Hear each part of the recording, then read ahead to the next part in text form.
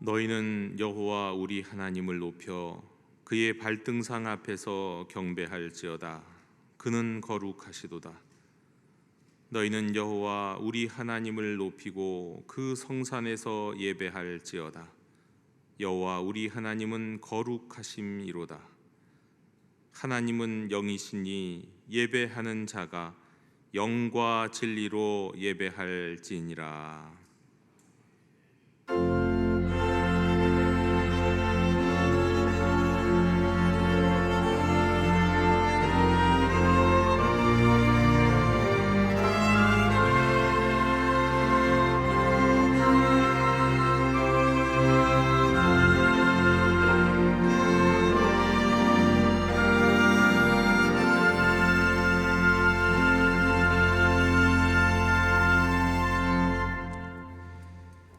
찌는 듯한 여름날에서 이제는 아침과 저녁으로 참 좋은 계절을 우리에게 허락하신 전능하신 하나님 창조주 아버지께 영광을 돌리옵나이다. 율법과 선지자, 구약과 신약, 성경 말씀 어디에서도 주인공이 되시는 우리 주 예수 그리스도의 구속의 은혜를 길이길이 찬양하옵고, 누군가는 감사와 사모함으로 또 누군가는 고난 중에도 있는 힘을 다해 주 앞에 나와 찬송과 기도를 올리는 가운데 주의 말씀 받게 하시는 성령님의 역사하시는 은혜로 인하여 주를 찬송하나이다. 성부, 성자, 성령께 세세무궁토록 영광이 있을지어다. 아멘. 다 함께 자리에서 일어나셔서 오늘 이곳에 계신 성령님을 찬양하시겠습니다.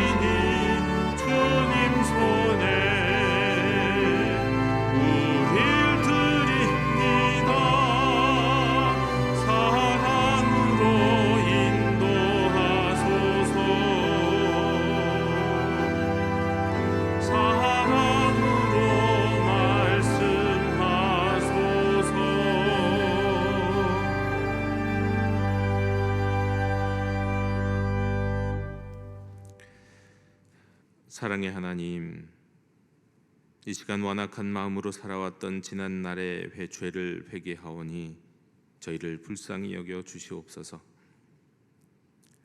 곤고한 날을 맞이하여 기도가 가장 필요할 때에 저희는 영적 잠에 빠졌었습니다. 기쁘고 즐거운 일로 감사와 찬양을 드려야 할 때에 저희들의 입술은 닫혀 있었습니다. 반복되는 죄로 인하여 죄의 냄새가 깊이 배겨도 아랑곳하지 않았고 아무 일도 없는 듯 살았습니다.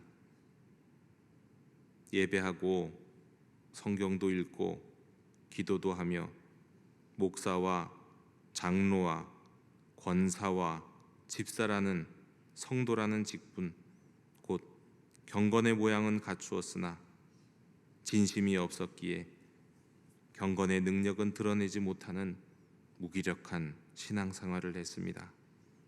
주여, 연약한 저희들을 영의 근원으로부터 고치시고 도와주셔서 이제부터는 주의 뜻을 거역하지 않고 오직 순종하며 살게 해 주시옵소서. 주여, 긍휼을 베풀어 주시옵소서.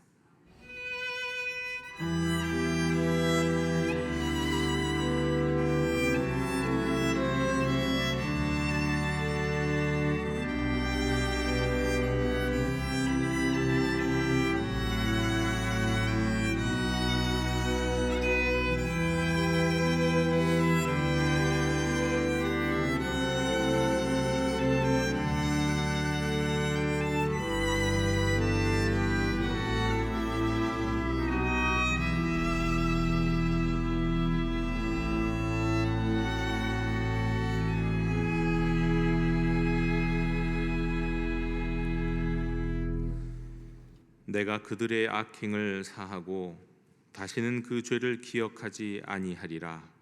여호와의 말씀이니라. 나는 전능하신 아버지 하나님, 천지의 창조주를 믿습니다.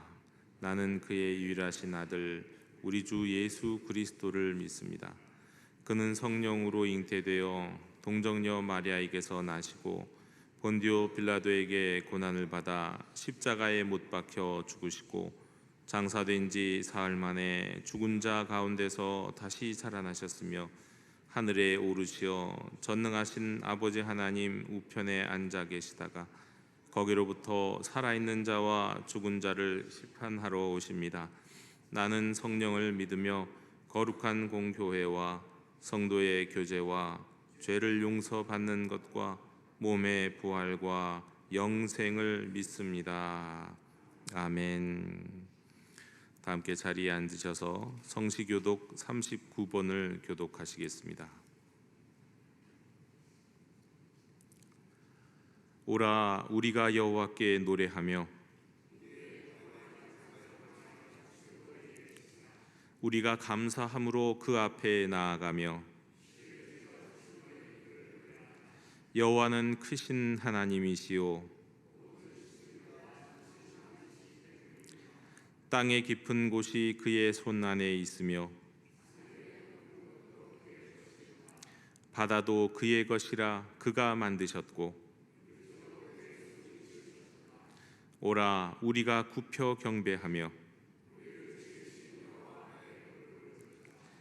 그는 우리의 하나님이시오 우리는 그가 기르시는 백성이며 그의 손이 돌보시는 양이기 때문이라. 아멘.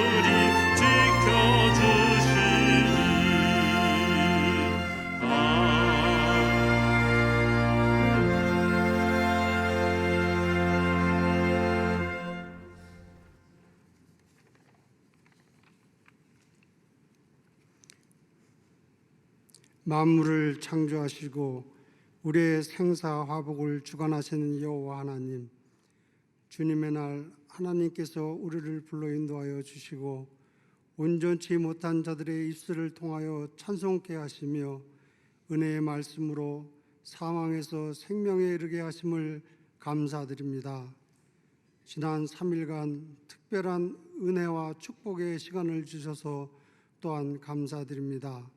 주의 종 강은도 목사님의 다시 주님만 의지하다라는 주제를 통하여 이 땅의 삶 속에서 마주하는 두려움과 근심, 걱정, 염려, 고난과 환난들을 우리의 의지와 힘이 아닌 주님만을 전적으로 의지하라는 말씀대로 주님만을 의지하며 살기로 결심하는 시간을 허락하여 주신 은혜를 감사드립니다.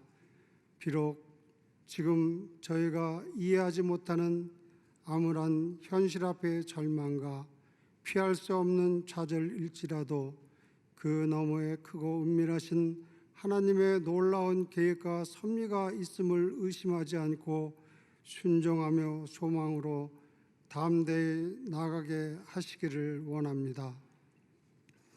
간절히 바라옵기는 이 나라와 세계의 지도자들에게 주님께서 정의와 평화를 세우라고 주신 능력과 권한을 오히려 약한 민족과 나라를 약탈하고 주님의 백성들인 공동체를 억압 착취하는 도구로 사용하고 있음을 봅니다.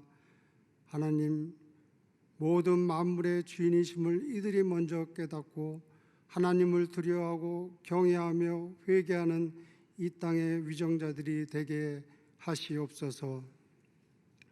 주님의 자녀 가운데 질병과 병마의 육체적 고통과 경제적 어려움에 처한 이들, 그리고 영적으로 도전받는 성도들에게 생명과 호흡을 주신 이도 주님이시니 그들의 간절함을 들으시고 치유와 회복을 통하여 주님의 살아계심을 증거하며 찬양하는 역사가 이들을 통하여 일어나게 하시옵소서.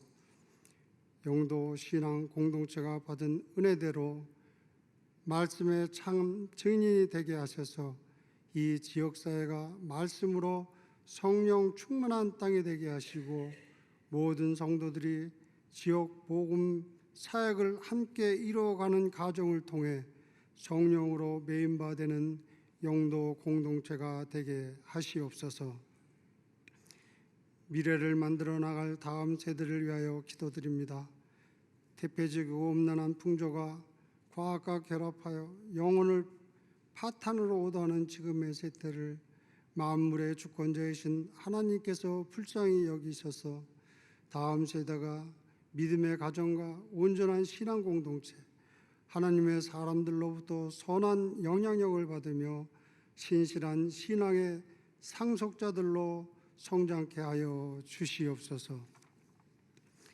곧 다가올 민속 명절 오고 가는 발걸음과 손길 위에도 안정과 평안이 가득하게 하시고 부모, 형제, 자매와 이웃이 함께하는 자리에 믿음의 자녀들을 통하여 사랑과 평화를 확장케 하시고 주님의 살아계심을 증명하는 통로로 사용하여 주셔서 기쁨과 감사가 충만한 명절이 되게 하시옵소서.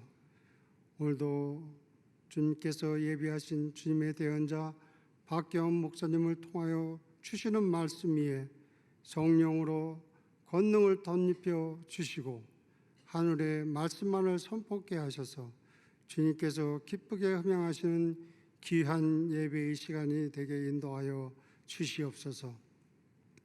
듣는 저희로 하여금 성령의 감동으로 말씀을 깨닫게 하시고 심령을 새롭게 하셔서 생각과 말과 행실이 주님의 인격과 성품을 담는 변화가 이 시간 말씀을 통하여 일어나게 하시옵소서.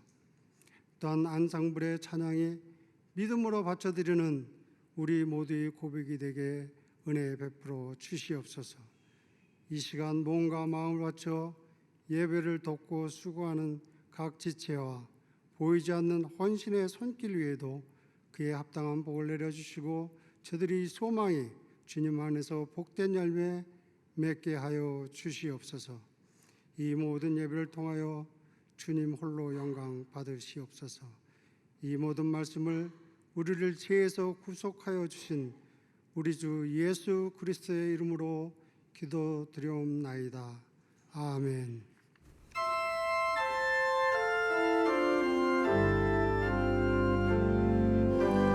하늘에 계신 우리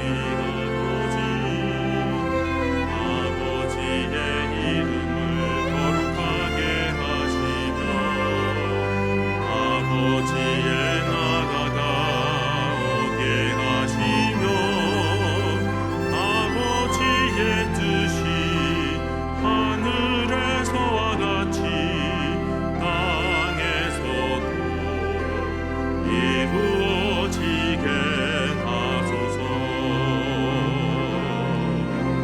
오늘 우리에게 일용할 양식을 주시고 우리가 우리에게 잘못한 사람을 용서하여 준 것 같이 우리 죄를 용서하여 주시고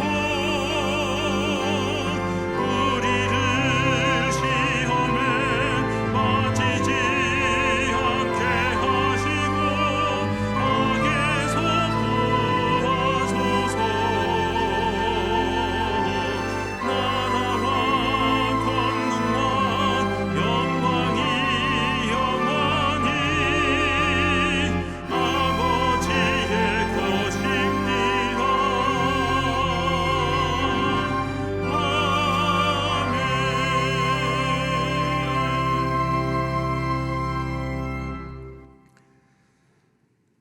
교회 실천을 전해드리겠습니다. 우리 예배하는 공동체 영도교회 주일 예배 일부 예배 오신 모든 분들을 축복하고 환영합니다.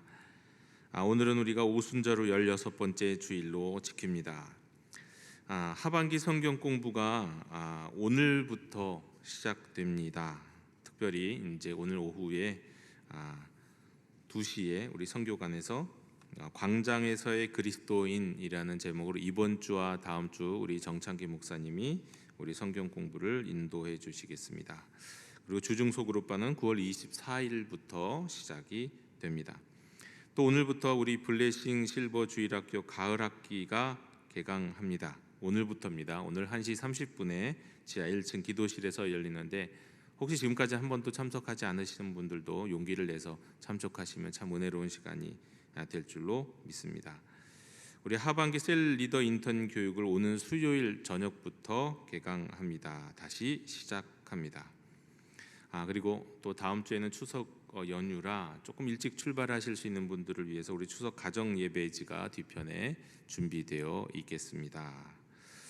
그 밖에 우리 교우 동정 및 또 모임 및 안내는 주보를 또 광고를 참고해 주시기를 바랍니다. 이상으로 교회 실천을 모두 전해드렸습니다. 우리 다 함께 자리에서 일어나시면서 앞뒤 좌우에 계신 분들과 함께 평화의 인사를 나누시겠습니다. 주님의 평화를 빕니다. 주님의 평화를 빕니다.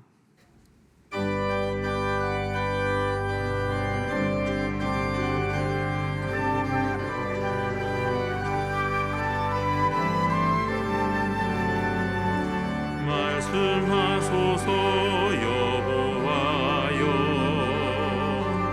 온 맘 다하여 듣겠나이다. 성령 하나님이여 평화 내려 주소서. 듣겠나이다.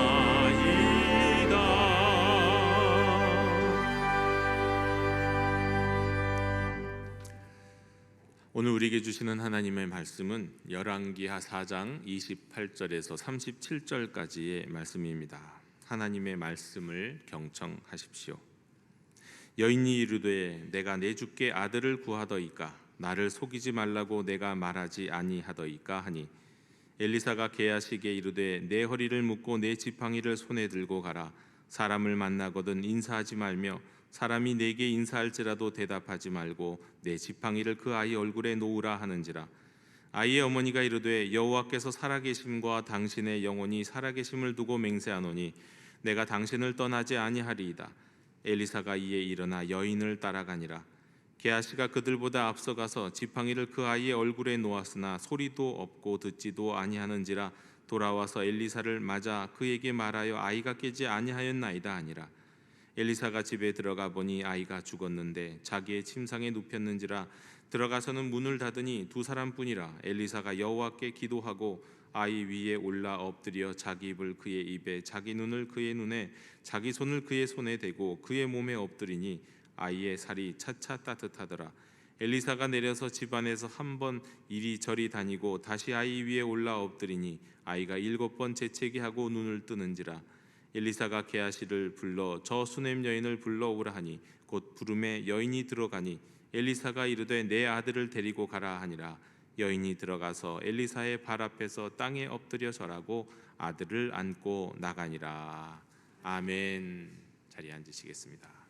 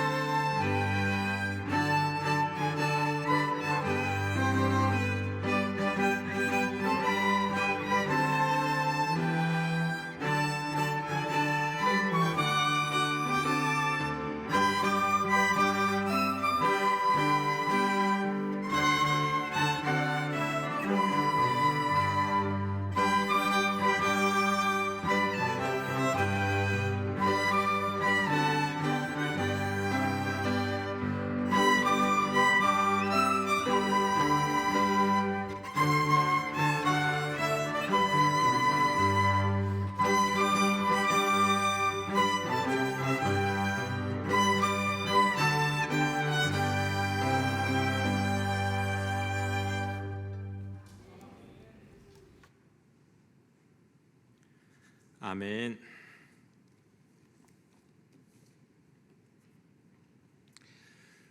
엘리야, 그는 구약 선지자, 예언자의 대표입니다. 모세와 함께 변화산에서 예수님을 만난 사람입니다. 구약 성경 전체를 율법과 선지자라고 말을 하는데, 율법하면 모세고 선지자 하면 엘리야입니다.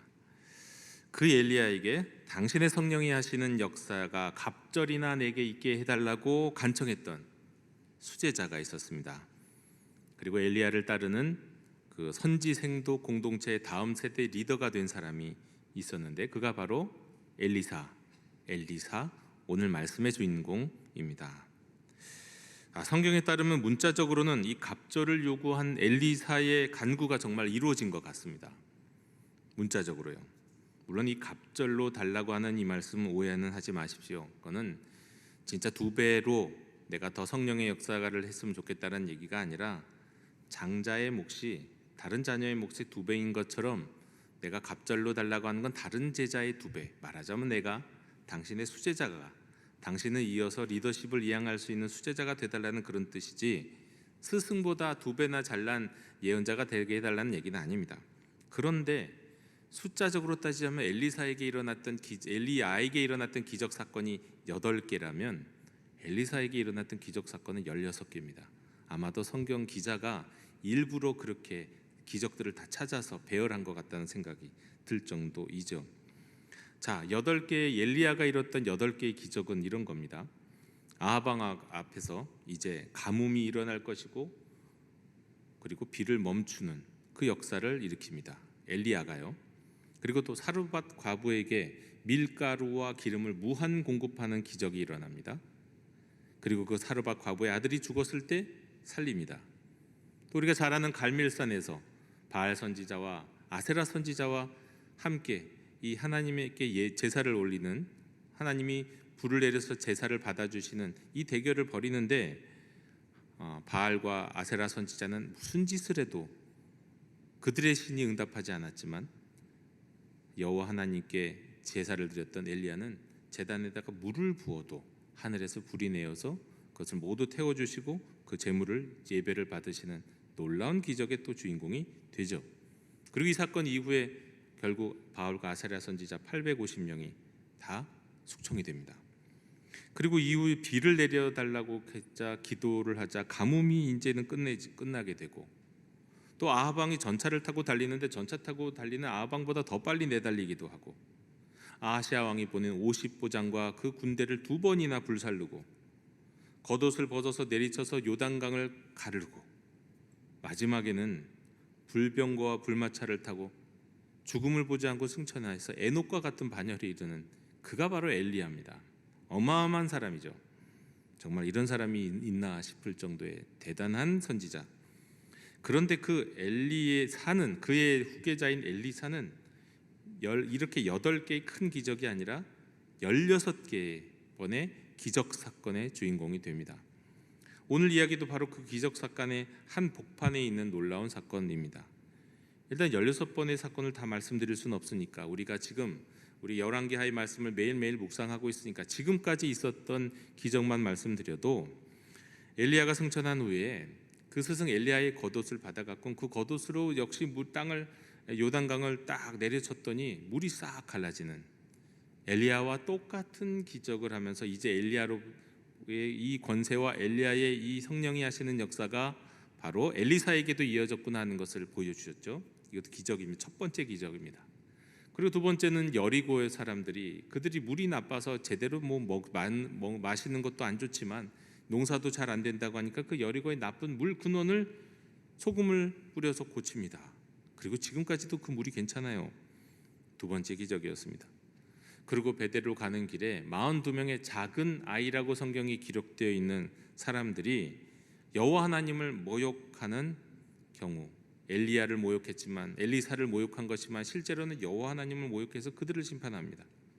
또 모압과의 전쟁에서 이스라엘과 유다와 에돔의 연합군이 목말라 죽게 되는 상황에서 그들에게 개천을 파서 물을 내려주는 그 사건의 주인공도 엘리사.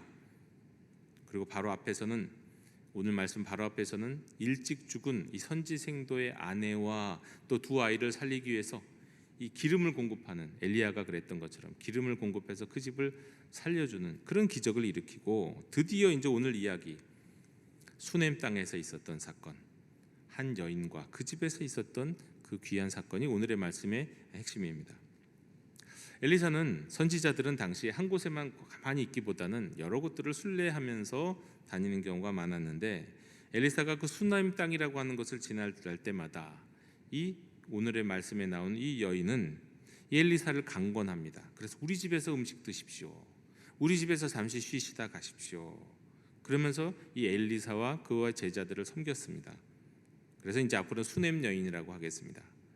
자, 그 수넴 여인이 그러던 어느 날은 남편에게 말을 하는 겁니다. 여보, 이분 정말 하나님의 거룩한 사람이에요. 아예 우리가 그분이 지나갈 때마다 편히 머물 수 있도록 그분을 위해서 방을 하나 만들어 드립시다. 침상과 책상과 의자와 촛대도 준비하면 그분이 아예 자기 집처럼, 자기 방처럼 편하게 항상 들어오실 테니까 그렇게 합시다. 그렇게 얘기했어요. 그리고는 그분을 위한 방을 준비합니다. 왜 그랬을까요? 이 수넴 여인은 하나님의 거룩한 사람과 가까이 하고 싶었던 겁니다. 다시 말해서 이거는 무슨 뜻이냐면, 하나님의 거룩한 사람과 가까이 하고 싶다는 얘기는 하나님과 가까이 하고 싶다는 의미입니다. 자, 오늘 방금 전에도 우리 집사님께서 기도하셨는데, 지난 3일 동안 수목금 3일 동안 부흥회를 통해서 말씀을 1시간 반씩 전하시는데 정말 시간 가는 줄 모르고 시원하고 감동적인 말씀을 우리가 들었습니다.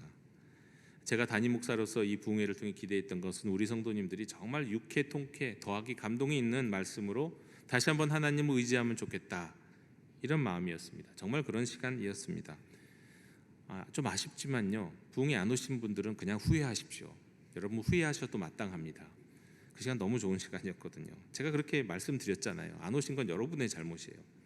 아마 어쩌면 여러분은 평생 그렇게 재밌는 말씀 다시는 듣지 못할 겁니다. 강사님이 요청하셔서 영상 안 올립니다. 영상 올리지도 않습니다. 자, 그런데 제가 담임 목사로서 저에게 개인적으로 유익하는 것도 있었습니다. 뭐냐면 이제 그 목사님을 개인적으로 만나는 시간이 좀 많았거든요. 식사하고도 좀 개인적인 시간으로 이런저런 목회에 대한 이야기들을 나누는 시간이 있었는데, 제가 그 목사님하고 사진을 한번 나중에 찍었거든요.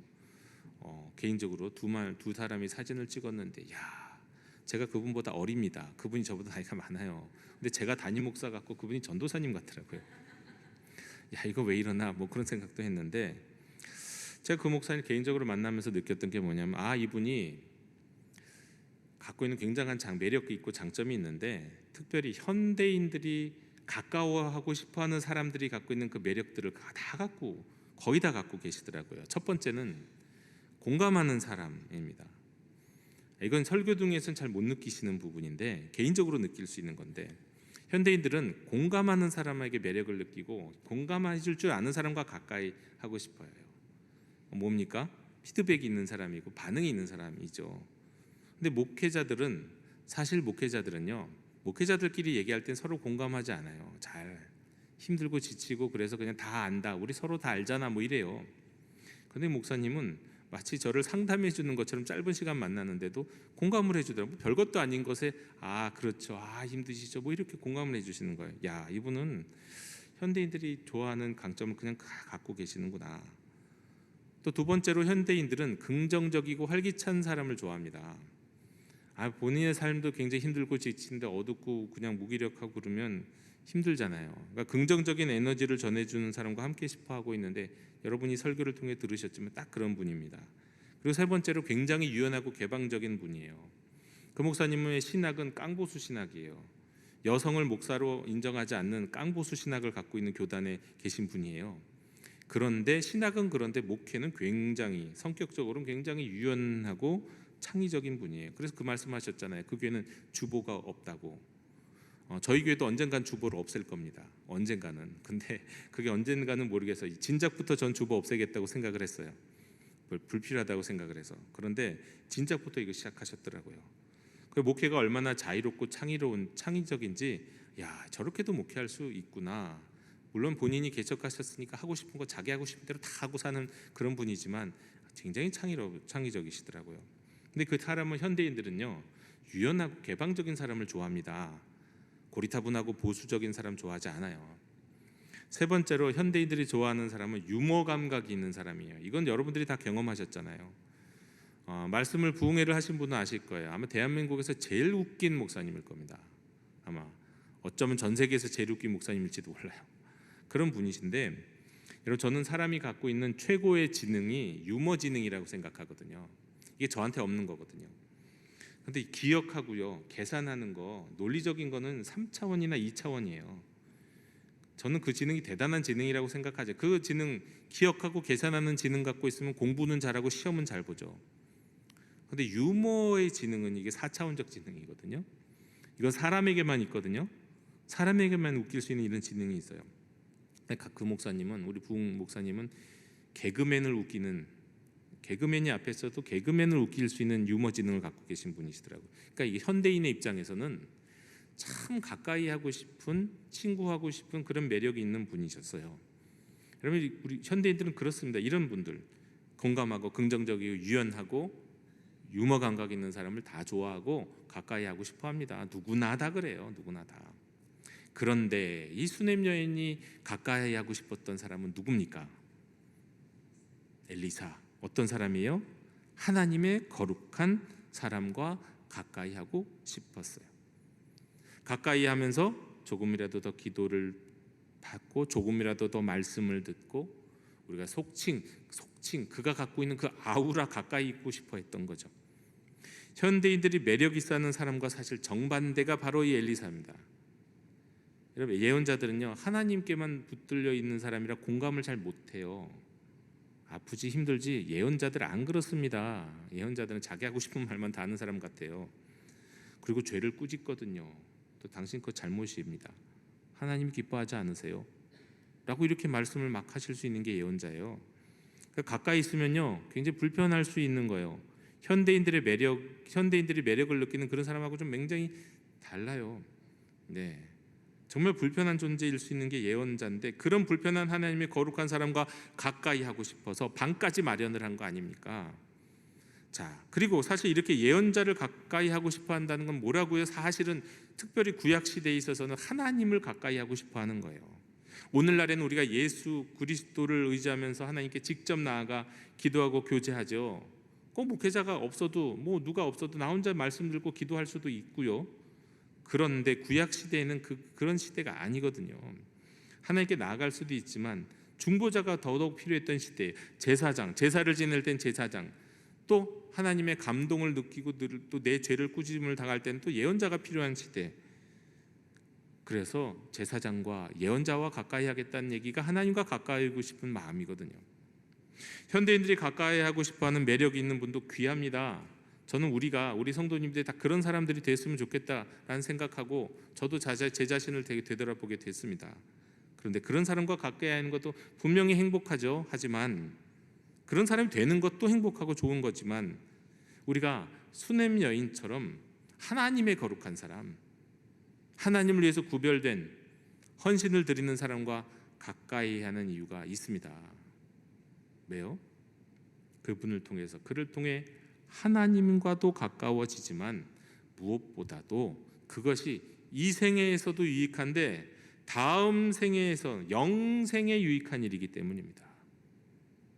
현대인에게 매력 있는 사람과 가까이 하는 것은 이 땅에서 우리가 즐겁게 살 수 있는 아주 좋은 방법이지만 하나님과 가까운 사람과 가까이 하는 것은 영생에 우리에게 유익하다라는 거죠. 언젠가도 말씀드린 바 있는데 또 말씀드리죠. 저희 처외할머님 이야기 드립니다. 100세를 넘게 사셨어요. 근데 90세 넘으셔서는 집 밖으로 거의 거동을 못 하셨어요. 워낙 무거우셨어요. 예. 그래서 저희가 딱 가면 안방에서 거실까지 나오는데도 되게 힘이 벅차셨어요. 그래서 종종 그렇게 예배를 밖에 나가서 못 드리니까 10년 동안은 저희가 정정 찾아가서 예배를 드렸고, 어떨 땐 그냥 매주 월요일마다 예배 드린 적도 있고요. 90세 넘으셔서는 이제 조금씩 이제 연세가 드시다 보니까 굉장히 명철하신 분인데 어쩔 수 없이 연세가 드시니까 치매가 좀 오시기 시작하셨습니다. 저희가 가면은 밥 먹었어? 라고 몇 번을 반복해서 물으세요. 아이들은 어떻게 하고 왔어? 방금 말씀 듣는데 또 물으시고 그러세요. 그러지만 그런데도 불구하고 참 신기한 건 옛날 이야기를 물으면 기가 막히게 그냥 아주 생생하게 말씀을 전하시는데, 일제시대 이야기, 6.25 때 이야기하면 그 레파토리가 쫙 있거든요. 야, 이건 드라마다, 이건 영화 만들어도 되겠다, 그런 이야기들이 있습니다. 그 중에서도 이제 기억나는 이야기가, 외할머니가 초등학교 들어가시기 전에 어린 시절 황해도에 사셨는데 그 가족 가운데 가장 먼저 교회 나가기 시작했대요. 주일학교에, 황해도에. 근데 할머님의 그 어머님도 사실은 교회를 나가고 싶어 하셨어요. 근데 여러 가지 이유로 눈치를 보면서 교회를 나가지 못하고 계셨어요. 근데 어느 날 이 교회에, 할머님이 다니셨던 어린 시절 교회에 김익두 목사님이 부흥사로 오신다는 것. 부흥회가 열린데 다른 분이 아니라 김익두 목사, 지금도 우리가 아는 이 이름 아닙니까? 얼마나 그 시대에 또 유명한 분이셨겠어요?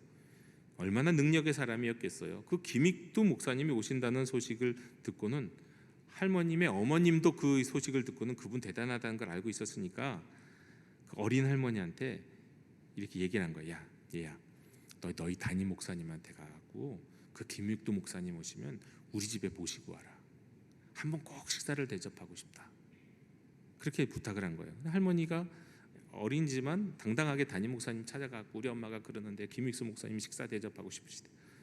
근데 이 담임 목사님도 그 집 이제 전도하고 싶으셨겠죠. 그리고 또 이 사정을 아니까 그 김익두 목사님 오셨을 때 그 집에 모시고 가서 식사를 했어요. 식사를 대접받게 해드렸어요. 네. 근데 그 김익두 목사님이 딱 오셔서 그날 하루를 주무셨는지 안 주무셨는지 제가 그건 기억이 가물가물한데, 하여튼 식사하시고 대접을 한 다음에 그 다음 날부터 바로 무슨 일이 벌어지냐면 변화가 시작됩니다. 이 집에 이 할머님의 어머님이 교회에 나가기 시작하셔요. 용기를 내서. 그리고 그 무엇보다도 생업을 바꾸세요. 생업. 그 생업이 뭐였냐면 황해도 그 지방에서 가장 큰 술 공장을 하고 계셨어요. 술집이 아니라 술 공장, 술을 만드는 공장. 잘 되셨대요. 그런데 내가 이런 거 할 수 없다. 술 공장을 당장 팔고 과수원을 사셨대요. 저는 이해가 안 돼요. 이게 그 남편이 그걸 허락했을까? 어떻게 설득했는지는 모르겠어요. 근데 그렇게 하셨다는 거예요. 술 공장 팔아버리고 과수원을 사셨다는 거예요. 그러니까 김익두 목사님을 용기 내서 모신 다음에 온 집안이 그 다음에 구원받게 됐어요. 온 가족이 이제 교회 나가기 시작해요. 어머님을 필두로 아들들도 있어, 오빠들도 있었는데 그 할머님의. 그리고 나중에는 그 오빠들도 다 교회 나가고 그러니까 그 며느리들이 이제 나중에 들어오는데 그 며느리들이 다 기독교 여성 학교에서 신교육을 받은 신실한 그리스도인 여성들이 다 며느리로 들어오게 돼요. 온 집안이 구원받고. 그러니까 하나님의 사람을 가까이 하고 싶은 마음, 결국 그 마음 속에는 하나님을 가까이 하고 싶은 마음, 그 마음에 초청하고 했다 보니까 온 가족이 구원받고. 자, 온 가족이 구원받았다는 얘기 무슨 얘기입니까? 이 생에서뿐만 아니라 영생에서도 구원받는 놀라운 역사가 나타나게 되었다는 겁니다. 여러분, 공감하고 긍정적이고 유연하고 유머 있는 사람 저도 되었으면 좋겠고 여러분도 다 되셨으면 좋겠습니다. 그리고 그런 사람과 가까이 하는 것도 참 좋은 일입니다. 하지만 우리는 더더욱 하나님의 거룩한 사람과 가까이 하는 것이 필요합니다. 다시 말해서 하나님과 거룩한 사람과 가까이 하겠다는 얘기는 하나님과 가까워지고 싶은 마음이죠. 여러분, 이 마음이야말로 이 생에서도 유익하고 내세에서도 유익한 줄로 믿으시기 바랍니다. 자, 그리고 그 유익이 있는 또 다른 이야기가 이 이제 수넴 여인 이야기에서 또 계속 이어지죠. 엘리사가 그 수넴 여인 집에 머물다가 이제 하루는 고마운 겁니다. 그래, 이렇게까지 방까지 아예 내 전용 방까지 내어주다니. 그래서 게하시를 불러서, 자기 사환 게하시를 불러서는 그 여인에게 필요한 게 무엇인지를 묻습니다. 이유는 잘 모르겠는데요, 당시 예언자들은 직접 다른 사람들을 막 상대하기보다는 누군가를 통해서 이야기를 건네는 경우가 많았어요. 어떤 오해를 받을까 봐 그랬을까요? 뭐 그런 이유는 잘 모르겠지만. 그럼 묻습니다. 특히 내가 높은 사람들과 많이 아는데 높은 사람들에게 부탁할 것이 있는지 물어봅니다. 그랬더니 그 여인이 이렇게 말하는 거예요. 또 필요한 게 뭐냐고 물어봤으면 뭐 기도 이것 좀 해주세요, 기도해 주세요 이렇게 부탁할 수 있잖아요. 주님, 기도 요청할 수 있잖아요. 충분히 그럴 것 같은데 그래서 모신 것 아닌가 하는 생각도 드는데, 아니, 아무 부탁도 하지 않고요, 저는 그냥 내 백성 중에서 거주합니다, 나는 내 백성 중에서 거주하나이다 라고 대답하는 거예요. 이게 무슨 얘기냐면 나는 그냥 충분히 공동체 안에서 충분히 보호받고 지원받고 있습니다. 그러니까 나는 내 삶에 만족합니다, 그런 뜻이에요. 그러니까 구체적으로 뭐 특별한 기도를 요청할 일은 없습니다, 그런 뜻입니다. 게하시가 그대로 엘리사에게 전합니다. 그런데 이렇게 만족하고 아무 요청도 없는 그 여인을 위해서 엘리사는 뭔가를 또 도와주고 싶은 거예요. 그게 엘리사의 마음이에요. 도움을 받았으니까. 도와줄 게 없나라고 묻습니다. 그때 게하시가 스스로 생각해내서 그녀에게 필요한 것을 얘기합니다. 그 여인이 말한 게 아니라 그냥 게하시 생각에 그녀에게는 이게 필요해요 하고 얘기한 게 뭐냐면, 그 여인의 남편이 늙었는데 아직 이 집에는 자녀가 없지 않습니까? 아이가 없습니다. 그 이야기를 하는 거예요. 아이가 없다. 여러분, 그거는 당시에는 아주 치명적인 일입니다. 오늘날에 아이 없으면 뭐 그냥 재밌게 살면 되죠. 조금 아쉬운 거 있지만. 근데 옛날엔 그게 아니에요. 오늘날과 비교할 수 없을 정도로 아이가 필요하고 특별히 아들이 필요한 시대예요. 아들이 없고 아이가 없으면 그건 사회적 수치고 사회적인 불명예고 가문을 지속할 수 없고 유산도 줄 수가 없고, 내가 가진 유산을 줄 사람이 없다는 것도 굉장한 수치고 불명예예요. 그리고 노후에 돌봄을 받을 길이 없어요. 무슨 사회복지가 있는 것도 아니고요. 자녀가 있어야 돼요. 특별히 아들은 그 시대에는 아들은 명예였고 노동력이었어요. 노동력, 아들이. 그리고 노후 보장이었어요. 예전엔 그랬단 말이에요. 지금은 이 많은 영역을 나라가, 국가가 대신해주고 있으니까 굳이 그런 의미에서는 필요가 없을 수도 있지만요. 여인으로서 정말 고통스러운 일이었는데도 그걸 굳이 기도 요청하지 않아요. 그냥 감사하며 만족하며 사는 특별한 여성이었던 거죠, 이 여성이. 근데 이런 문제가 있음에도 여인은 엘리사에게 아무것도 요청하지 않고 있을 때 누가요? 게하시를 통해서 엘리사가 그것을 알게 됩니다. 알게 돼요. 그리고 어떻게 합니까? 아들을 줘요. 1년 후에 아들을 낳아요. 여러분, 그렇습니다. 여러분, 하나님을 가까이 하고자 하면서 또 감사하고 또 만족하면서 굳이 하나님께 이런저런 거 달라고 구하지 않아도 하나님은 그 사람의 필요를 다 아십니다. 여러분, 어떤 거는 기도해야 주시는 것이 있습니다. 분명해요. 기도해라. 내가 기도만 하면 주려고 예비해 놓은 것이 있다. 이런 것도 분명히 있을 겁니다. 그런데 그냥 감사하며 만족하면서 할 때 우리가 구하지 아니하는 것들을 사실 알고 보면, 진짜 알고 보면, 나중에 알고 보면 정말 많은 것들을 이미 하나님이 구하지 않은 것들을 우리에게 주셨어요. 실제로 하나님 우리가 구하지 않는 거 얼마나 많이 주시는지 모릅니다. 우리가 뭐 꼭 먹을 것을 구합니까? 먹을 거 구하지 않아도, 먹을 것을 위해 기도하지 않아도 먹을 것이 대부분의 경우 생기잖아요. 우리가 숨쉬고 사는 것을 위해서 기도합니까? 그래, 공기가 좀 안 좋으니까 미세먼지 때문에 가끔 기도했습니다. 근데 대부분은 생각 없이 살아도 우리가 숨쉬며 살잖아요. 우리가 구하지 않아도 얻고 사는 것이 사실은 거의 99.9999% 이상입니다. 네, 하나님이 채워주세요. 사람들이 몰라서 그렇죠. 네, 사람이 몰라서 그렇죠. 하나님은 채워주세요. 그러나 또 기도해야만 주시는 것도 분명히 있습니다. 기도해라. 아니, 오히려 기도하게 하시기 위해서 또 가져가시거나 안 주시는 것도 있을 수 있어요. 그건 사람마다 하나님의 역사가 다 다르니까요. 그런데 이 수넴 여인은 아들을 달라고, 자녀를 달라고 기도하지 않았거든요. 하나님이 알고 계셔요. 하나님이 아세요. 그래서 하나님 그녀의 필요를 채워주셨어요. 놀라운 일이죠. 1년 후에 아들이 태어났습니다. 그런데 인생이 또 그리 단순하지가 않죠. 쉽지가 않죠. 문제가 또 생겼습니다. 오늘 말씀해 보면 그녀의 외아들이 좀 자랐어요.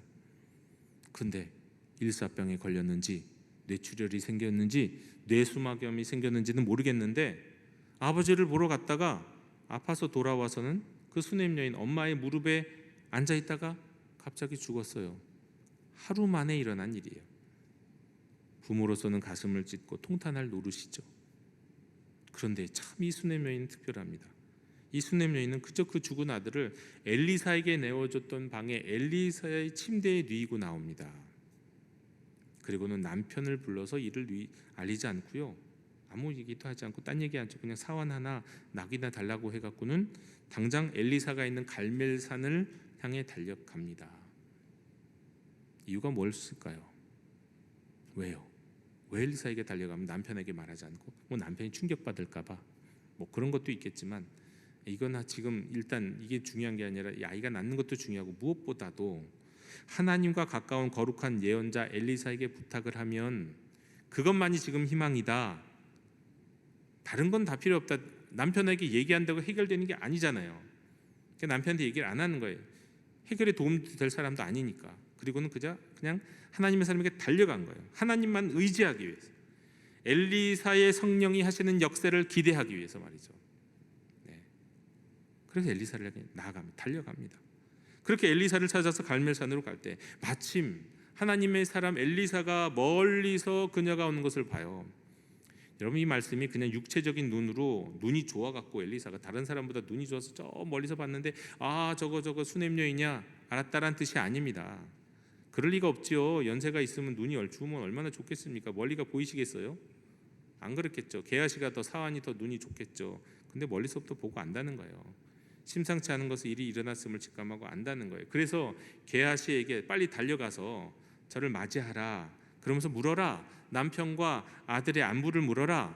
무슨 얘기입니까? 저렇게 뭔가 달려오는 거 보면 남편이나 아들에게 뭔가 문제가 생긴 거다. 지금 엘리사는 직감하고 있는 거잖아요. 그래서 물어라. 그랬습니다. 네. 여러분, 이 장면에서 엘리사의 모습을 한번 잘 보십시오. 이건 엘리사의 모습이 아니에요. 사실 이건 엘리사의 모습이 아니라 하나님의 모습이에요. 하나님은 우리가 구하지 않아도 우리의 필요를 채우시는 분이시죠. 그리고 절망 속에 있을 때, 공경 가운데 있을 때 우리의 신음을 들으시고 우리의 필요를 아시는 하나님이십니다. 그런데 또 우리가 주님을 사모하고 의지하면서 주님을 향해서 한 발자국을 떼어 나아갈 때 우리는 한 발자국 가면 그분은 한 걸음에 달려오시는 분이세요. 엘리사의 모습 속에서 하나님의 모습을 우리가 보게 되는 거예요. 멀리서 보고 게하시를 보냈던 엘리야, 그는 사람이기 때문에 그렇지만 우리 하나님은요, 멀리서 한 걸음 하나님, 기도하고 간절한 마음으로 주님을 찾고 주님을 의지하기 위해서 주여 할 때 주자가 나오면 그냥 그 주자 한마디에 우리 하나님은 그 한 걸음 우리가 하나님을 향해 나아갔을 때, 한 발자국 나갔을 때 우리 하나님 한 걸음으로 우리에게 다가오셔서 우리를 도우시는 분이시라는 겁니다. 자, 그런데 수넴 여인은 마중 온 게하시에게 아무 말도 안 해요. 남편과 아들이 평안하냐 물었는데 네 하고는 게하시를 무시하고 달려가요. 왜? 엘리사에게. 그리고는 엘리야사에게까지 달려가서는 그의 그냥 발을 딱 붙잡고 매달리는 거예요. 말도 안 해요. 딱 붙잡고 매달려요. 게하시가 이러면 안 됩니다. 어디 예언자의 다리, 남녀가 다른데 말이야, 유별한데 예언자의 발을 붙잡고 그러면 안 됩니다 하고 만류하려고 그러는데 엘리사가 가만두라, 그의 영혼이 지금 괴로워하고 있다. 근데 하나님이 내게 그 이유는 말씀하시지 않는다 하는 거예요. 그때 수넴 여인이 드디어 말합니다. 입을 떼서 말해요. 근데 그 예언이 어떻게 말합니까? 이렇게 말합니다. 아니 내가 언제 하나님께 아들 달라고 했습니까? 그 말을 하는 거예요. 불평하는 거죠. 어떻게 보면 한편으로는 원망하는 거죠. 하나님을 향한 인간적인 토로를 하는 거예요. 근데 딱 이 한마디를 듣자 엘리사는 알아듣죠. 여러분, 하나님이 우리에게 뭔가를 주실 때 그 주실 때의 기쁨보다 더 큰 것이, 부피로 양으로 생각했을 때 더 큰 것은 빼앗길 때의 슬픔입니다. 여러분, 복권에 당첨될 때가 기쁠까요? 아니면 복권에 당첨됐는데 그래서 사업을 했는데 사업이 잘 되다가 어느 날 다 이렇게 됐어요. 남은 게 없게 됐어요. 그럼 그때 그 슬픔이 더 클까요? 당첨됐던 기쁨보다 다 잃어버렸을 때 슬픔이 훨씬 커요. 엘리사는 수넴 여인이 자식이 죽었다는 말을 한 것도 아닌데 그것을 간파했습니다. 그의 슬픔을 알았고 그의 아픔을 알았어요. 그리고 우선 급히 게하시를 보내요. 그러면서 그 아이의 얼굴 위에다가 이 지팡이 줄 테니까 이 지팡이를 그 얼굴에 놔라 건넵니다. 그런데 그렇게 게하시를 보내는데 여인이 계속 다리를 잡고 놔주지를 않는 겁니다. 엘리사를 떠나지 않겠다고, 난 절대 안 떠나요 하고 맹세하는 거예요. 그래서 어쩔 수 없이 엘리사가 여인과 함께 게하시 뒤를 따라갑니다. 게하시는 먼저 앞서가고 지팡이를 아이 얼굴 위에 놓았지만 아무 소용이 없었어요. 곧 엘리사가 도착했습니다. 그리고 게하시가 말합니다. 아무 소용 없었습니다. 그래서 죽은 아이를 살리시는, 근데 엘리사가 도착하고 엘리사를 통해서 이제 죽은 아이를 살리시는 성령이 하시는 역사가 나타납니다. 어떤 장면이 나타납니까? 이 장면이 좀 기괴해요. 우리 입장에서 보면 일단 엘리사가 하나님께 기도를 먼저 하죠. 기도한 다음에 어떻게 합니까? 죽은 아이 위에 올라가서 자기 입을 그의 입에, 자기 눈을 그의 눈에, 자기 팔을 그의 팔에 덮고는 엎드려 버려요. 죽은 애 위에 엎드리는 거예요. 기괴하잖아요. 하지만 그렇게 하자 죽은 아이의 살이 따뜻해지기 시작합니다. 잠시 일어났다가 두리번거리다가 다시 시도하니까 이번에는 아이가 7번을 재채기 하고는 일어났어요. 눈을 떴어요. 기적이 일어났죠. 그리고 여인은 엘리사 발 앞에 아이에게 이 아이를 여인에게 건네주고는 그 여인 수넴 여인은 엘리사 앞에 정말 너무나도 기쁜 마음에 그냥 엎드려 절을 하고 아이들을 데리고 갔어요. 이 모든 것들이 다 성령이 하시는 역사였어요. 여러분들 왜 이렇게 기괴한 방법으로 하나님이 낫게 하실까요?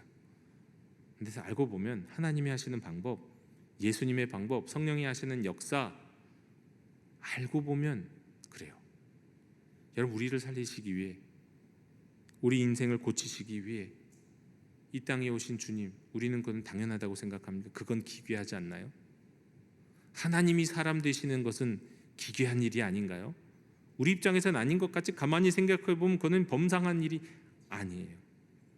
그런데 하나님이 오셔서 그랬어요. 우리의 눈과 하나님이 우리의 눈에 맞추셨어요. 우리 입에 하나님의 입을 맞추셨어요. 하나님의 손을 우리의 손에 덮으셨어요. 이것이 바로 하나님이 사람이 되시고 우리를 위해 십자가를 지신 바로 그 모습의 하나의 그림자와 같은 거예요. 하나님이 사람 되신 이유고 예수님이 이 땅에 오신 이유예요. 그리고 성령이 성령하시는 역사의 스타일이에요. 낮아지시고 우리에게 맞추어 주심으로 우리를 구원하시는 거 말입니다. 여러분, 하나님을 사모하고 하나님을 의지하는 사람에게도 고난이 있습니다. 똑같이 옵니다. 고난이 옵니다. 그런데 다른 점이 있다면, 다른 점은 분명히 있어요. 그 고난이 더 큰 축복이 된다는 겁니다. 아이를 달라고 하지 않았습니다. 그런데 하나님은 그 집에 아이가 필요하다는 걸 아시고 아이를 주셨어요. 수넴 여인 정말 행복했겠죠. 그런데 그 아이가 죽었을 때는 그 이전에 느꼈던 행복보다 더 깊고 넓은 슬픔을 느꼈을 거예요. 그런데 또 그 아이가 다시 살아났을 때는 아이가 처음 태어났을 때보다 더 큰 기쁨, 나아가서 아이를 잃었을 때 느꼈던 그 슬픔보다 그것을 모두 덮고도 남을 더 큰 행복을 느꼈을 겁니다. 성도 여러분, 말하지 않아도 주님을 가까이 하고 감사해하고 만족하며 살면 많은 것들을 주님이 채워주십니다. 주님은 우리의 필요를 아시기 때문이에요. 또 고난 가운데서는 우리가 주를 의지하며 주를 향해 나아가기 위해서 한 발자국만 떼면 우리의 한 발자국이지만 하나님은 한 걸음으로 바로 우리 앞에 오셔서 우리를 도우시는 분이신 줄로 믿으시기 바랍니다. 또 아무리 어려운 일이 있을지라도 이 또한 다 지나가고 하나님을 의지하는 사람에게는 고통보다 고난보다 더 큰 은혜가 있는 줄로 믿습니다. 만일 이 세상에서 우리가 그 큰 은혜를 눈으로 보이는 그 큰 은혜를 받지 못한다 할지라도 천국에서는 비교할 수 없는 더 생생한 지극한 복을 우리에게 주실 줄로 믿습니다. 이 모든 약속과 위로와 상급과 기적이 다 성령님이 하시는 역사인 줄로 믿으시고 수넴 여인과 같이 성령이 하시는 역사를 사모하는 영도 가족 되시기를 주님의 이름으로 축원합니다. 하나님 감사합니다. 오늘 주신 말씀 붙들고 우리가 주님과 가까이 하며 주님 의지하며 살겠습니다. 다시 한번 결단하며 나아가는 저희들에게 힘 주셔서 항상 주님과 동행하고 하나님 은혜 가운데 살아갈 수 있도록 인도하여 주시옵소서. 예수님의 이름으로 기도하옵나이다. 아멘. 이 시간 응답의 찬송 309장 부르시며 봉헌하시겠습니다. 1절과 4절만 부릅니다.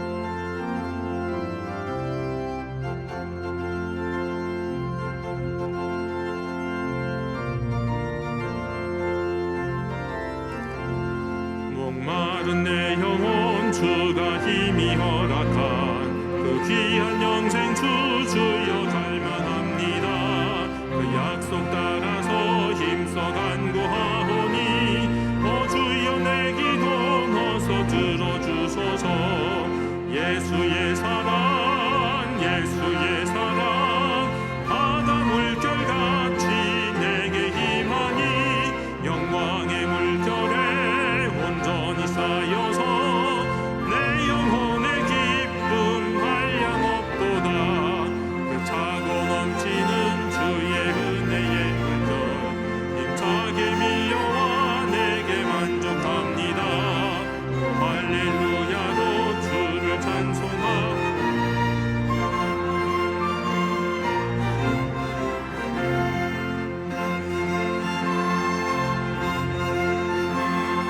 바다 물결같이 내게 힘하니 영광의 물결에 온전히 쌓여서 내 영혼의 기쁨 한량없도다.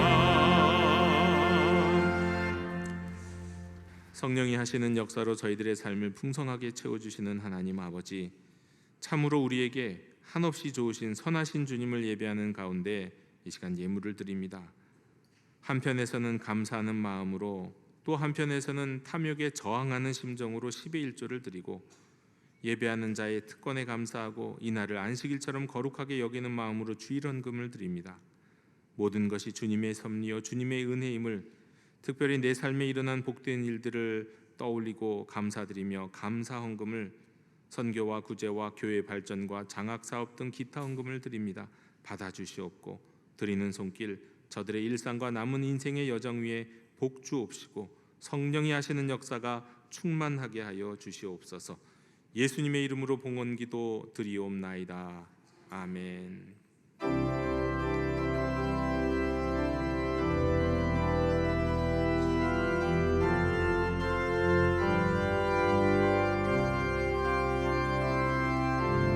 말씀 앞에서 경외함으로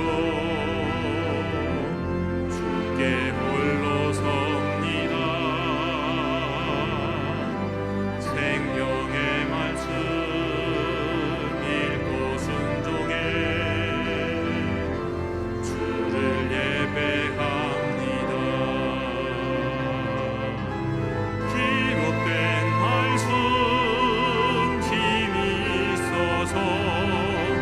진리로 우리 거룩해 하며 거룩한 말씀 세세 영원히 복음이 되어 말씀하시네.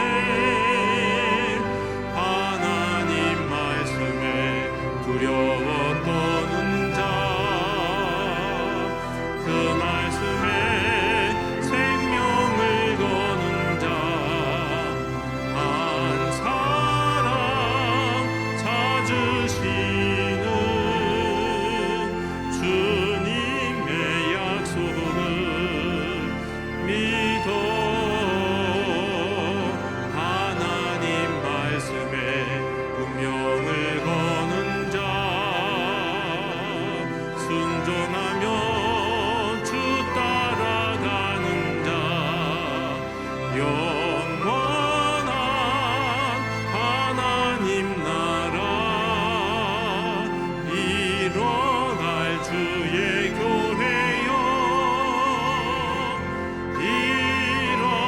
일어나라.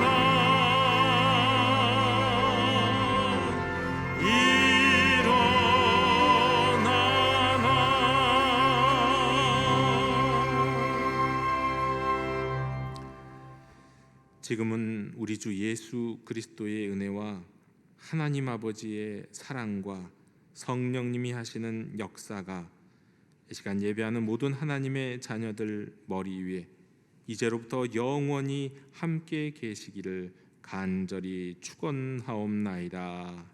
아멘.